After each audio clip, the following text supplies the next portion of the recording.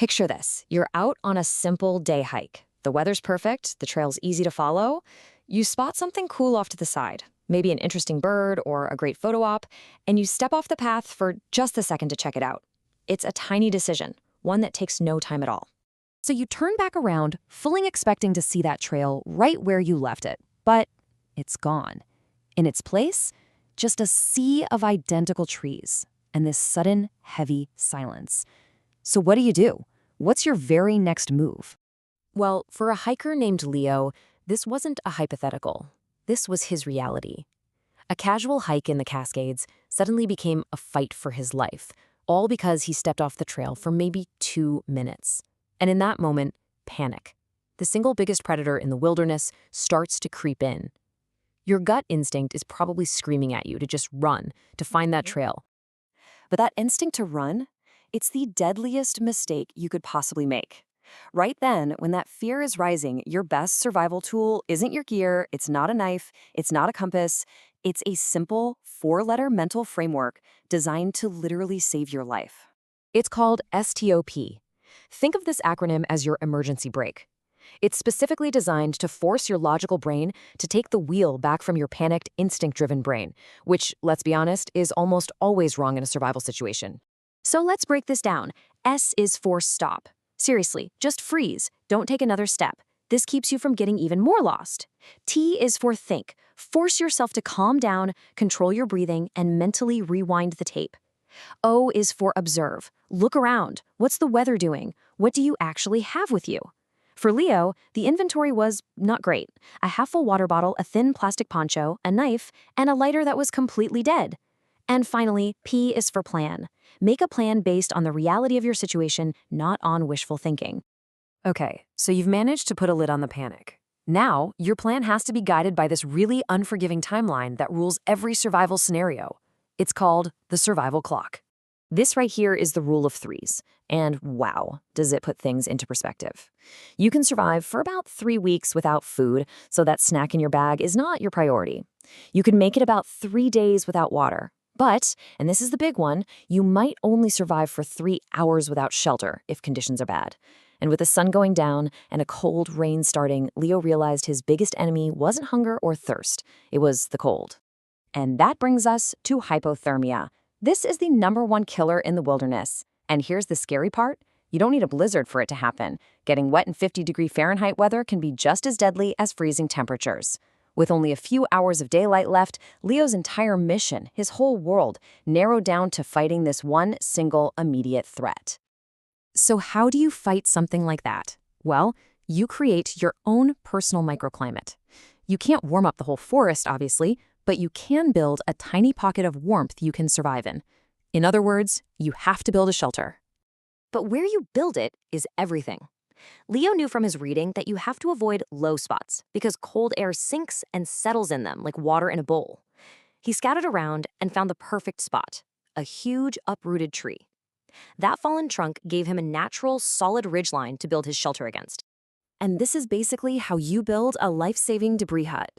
Leo started working like a madman, leaning big branches against that fallen tree trunk to make a basic frame, kind of like a rib cage. Then came the most important part. Insulation. He piled on leaves, moss, pine needles, anything he could find, until it was 3 feet thick. That's the magic number to trap heat. Inside, he packed in a thick mattress of dry leaves to keep the cold, wet ground from stealing his body heat. Now, here's the part that might seem a little weird. A good survival shelter should not be spacious. It should be tiny, almost uncomfortably small, just big enough to squeeze into. Why? Because your body is the only furnace you have. A smaller space means that furnace can actually heat it up, keeping you alive through the cold night.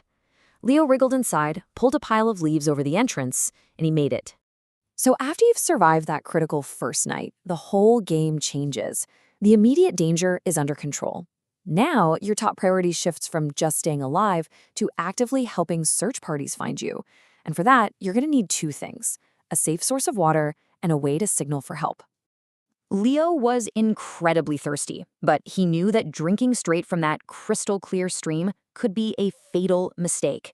You can't see the microscopic bugs, the pathogens in there that can make you so sick you can't even move. He had to purify it. And that meant he needed to make fire. Trying to build a fire in a damp forest is a huge challenge. You have to get all three sides of the fire triangle. Okay, oxygen? That's the easy part. It's all around you. But heat and fuel? That's tricky. Leo was meticulous. He gathered his fuel and sorted it into 3 piles. Tinder, really fine fluffy stuff like cedar bark, kindling, small twigs, and then larger fuel wood to keep it going. All he needed now was a spark. Remember that dead lighter? No fuel. It seems useless, right? Well, here's an amazing survival hack Leo knew. A dead lighter isn't totally useless. It's still a spark generator. He pried off the little metal hood, which exposed the flint wheel. He held it right over his tinder nest, and after striking it over and over, a single tiny spark finally jumped into the tinder. He gently blew on it, nurtured it, and coaxed it into a flame. Life-saving. So with that fire, Leo could now boil water and make it safe to drink. He was going to survive another day. Now, his focus shifted entirely to getting found. And in the entire world of search and rescue, there is one magic number that universally signals distress: 3. Seriously, pretty much anything in a group of 3 is the universal signal for "I need help." 3 blasts on a whistle, 3 flashes from a mirror or a light, or, in Leo's case, a plan to build 3 separate signal fires, arranged in a big triangle in a clearing where they could be spotted from the sky. But here's the thing. You can't just have flames. You need smoke, a lot of it. And there's a trick to it.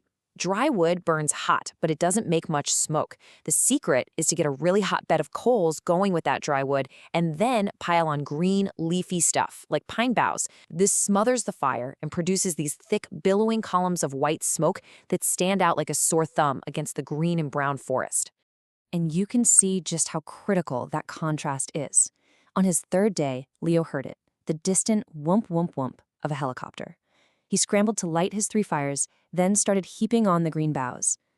3 huge pillars of white smoke shot up into the sky, and it was that signal, that stark, man-made pattern, that finally caught the pilot's eye and saved his life. So, Leo was rescued. He was exhausted, he was dehydrated, but he was alive. And he didn't survive just because he was physically strong. He survived because of what he knew. The search and rescue medic who treated him really summed it up perfectly. You can have all the expensive gear in the world, but it's worthless if you don't have the knowledge to use it. Leo's real survival kit wasn't what he was carrying in his pack. It was what he was carrying in his head. The S.T.O.P rule, the rule of 3s, how to make a shelter, how to make a signal, that's what kept him alive. And that really leaves us with one final big question. You know, in any crisis, not just being lost in the woods, your tools can fail, your plans can go out the window. So what's the one thing that weighs nothing, but is the most valuable tool you could ever carry? What's in your mental backpack? Please like and subscribe.